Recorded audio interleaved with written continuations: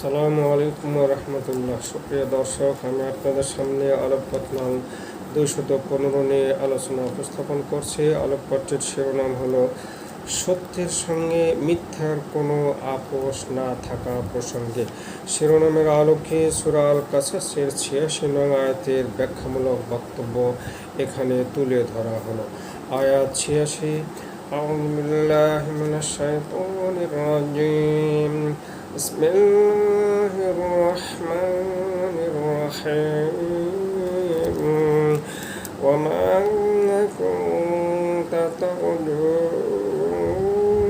আন ইউলকা ইলাইকাল কিতাবু ইল্লা রাহমাতান মির রাব্বিকা ফালা তাকুনান্না যাহিরাল লিল কাফিরিন। সাদাকাল্লাহুল আযীম।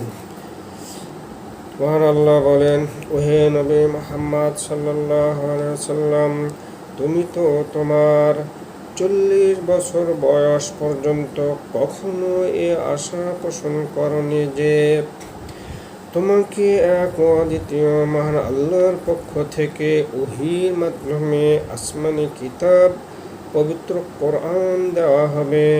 হ্যাঁ, এটা ছিল তোমার রবের একান্ত মেহেরবানি যে তিনি তোমাকে ইলমের ভান্ডার সমৃদ্ধ এ মহামূল্যবান কিতাব দান করেছেন, যা পূর্ব থেকে চলমান সত্য পথ, তাওহীদ, হেদায়া ও দ্বীন ইসলাম তথা জান্নাতের সোজা পথ প্রদর্শন করে, যে পথে চলেছিলেন পূর্বিকার সকল নবী রাসূল ও তাদের উম্মতগণ।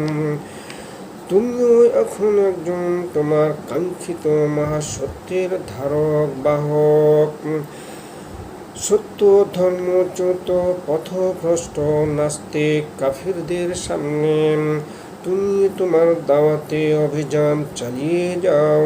কঠিন জুলুম, নির্যাতন, নিপীড়ন সহ্য করে হলেও মিথ্যা ধর্ম পালনকারী এ অমুসলিম নাস্তিক কাফিরদের সাথে তোমার কোনো আপোষ নেই।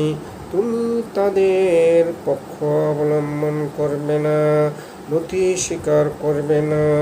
প্রয়োজনে তোমার অস্তিত্ব টিকিয়ে রাখার জন্য এবং দ্বীন ইসলামকে বিজয়ী করার জন্য তাদের বিরুদ্ধে সংগঠিত যুদ্ধ